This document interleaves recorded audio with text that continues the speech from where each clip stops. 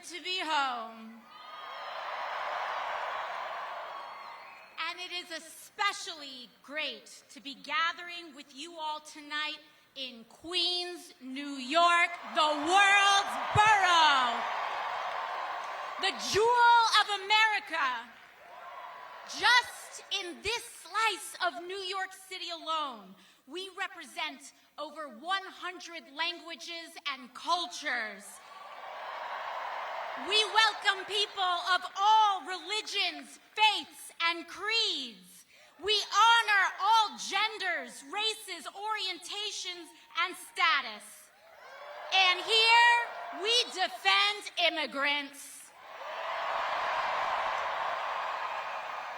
We are a working people's borough in a working people's city. And all of that makes us a fascist's worst nightmare.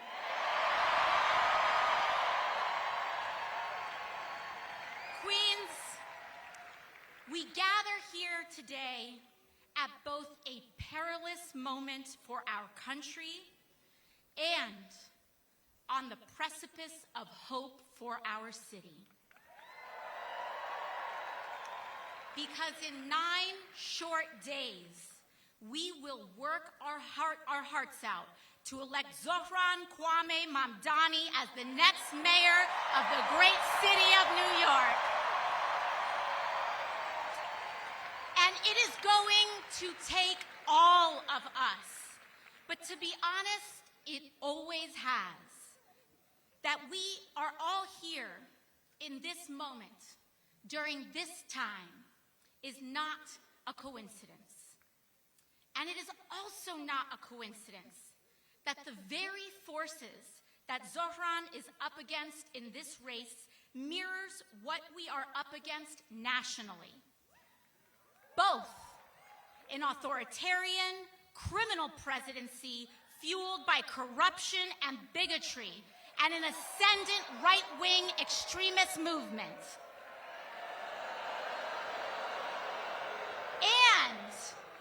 And an insufficient, eroded, bygone political establishment, this time in the form of Andrew Cuomo,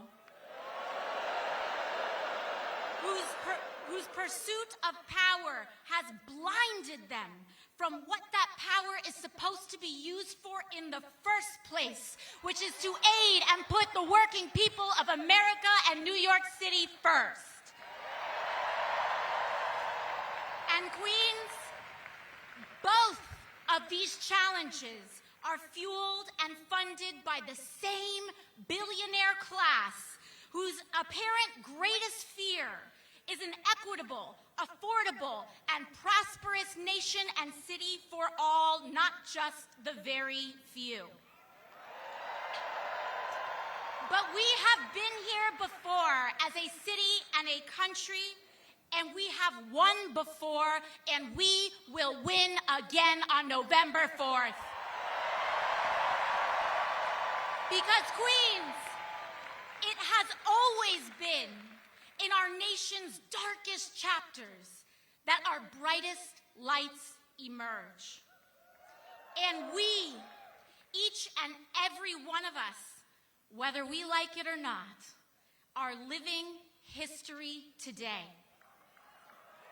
From our nation's beginning, American democracy has always reflected the struggle between humanity's highest and lowest natures, between subjects and citizens, the Confederacy and the Union, freedom and bondage, labor and capital rights and regimes. And it is no different today. The struggle of our time today is the single most unjust concentration of wealth in the hands of the very few, unseen in our nation's history and the world's history.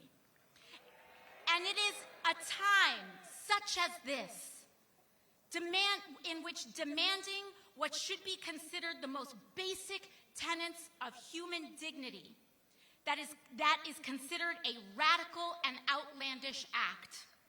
It is a time such as today when demanding affordable housing is considered a radical and outlandish act, that we can afford our lives, our groceries, our transit, is considered an outlandish and radical act, that we accept our neighbor as ourselves, a radical and outlandish act.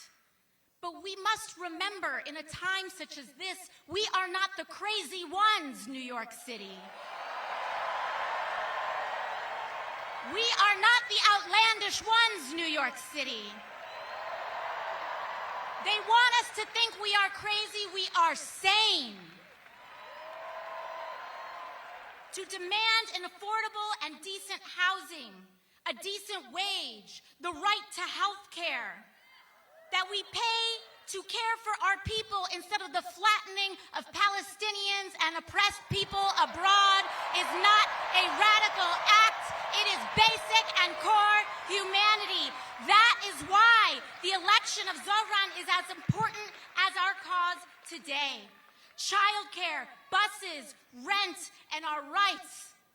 Here in New York City, it is the jewel and the center of all that is possible in America. And on November 4th, we will prove that today. We will prove it to the world, and we will prove it to the nation. And we will send a loud message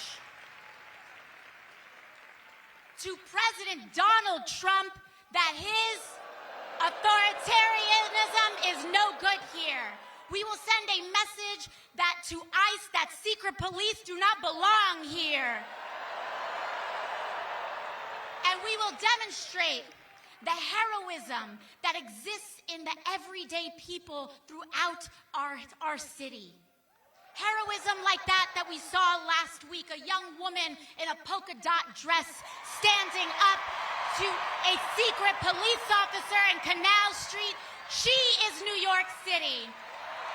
The young man in a white helmet jumping off his bicycle saying, "Not in my neighborhood." That is New York City.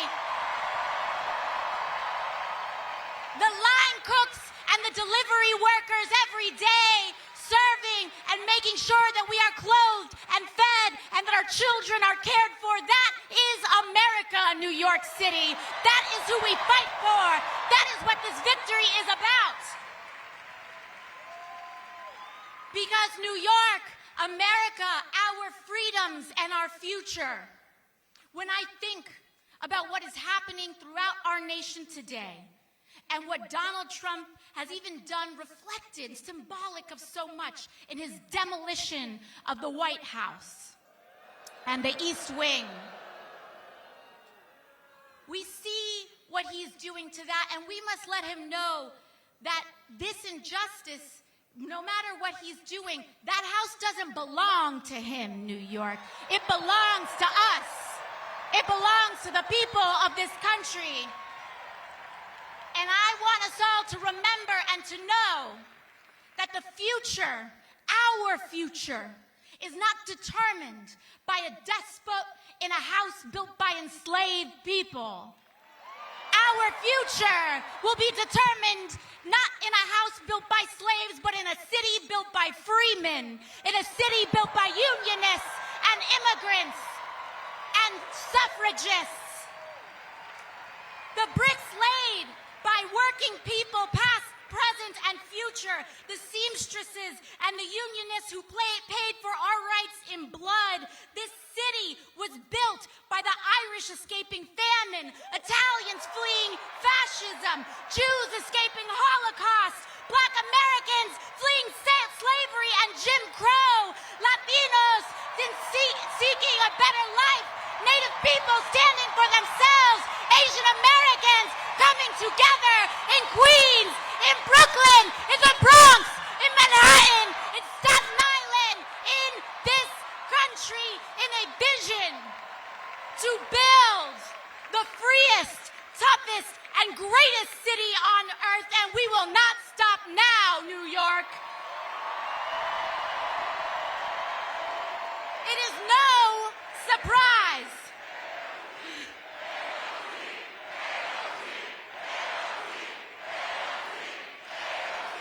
NYC, baby, surprise to me, New York, that it is New York and that it is our great city that we, our city, have chosen to adorn ourselves with the nation's greatest monument to freedom, the Statue of Liberty. And she reminds us every day that the central commitment of America is an unconditional freedom, precisely of the kind that cannot be bought, that is available to the huddled masses yearning to be free. This is America, New York City. Don't let them tell you any different.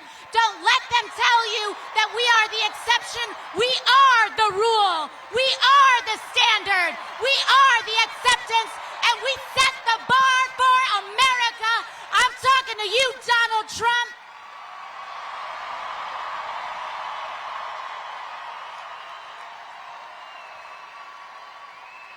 There has been a day before his presidency, and there will be a day after. And it belongs to us. Thank you, New York. I love you, New York. You have made my life possible, my mother's life possible, my father's life possible. All of our lives have been made possible by this great city and by our shared contract and bond to one another. And it is my honor tonight to introduce to you all another great born New Yorker. From Brooklyn.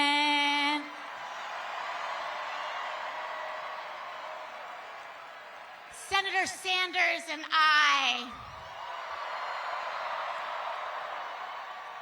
recently came in. We were in Indiana last night.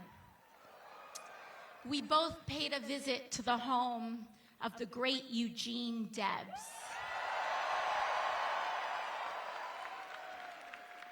And I had the honor of presenting Senator Sanders last night with the National Eugene Debs Award, in which the foundation and the people who steward Debs's legacy have honored Senator Sanders as the foremost leader and advocate for labor and class struggle in the United States of America. And it remains such a great privilege and honor to call him a friend, a mentor, a treasured person that we had, and a New Yorker, that's right. And so I know we all love him so dearly. And so let's make sure that we give him the biggest rousing welcome that he receives this year in introducing Senator Bernie Sanders.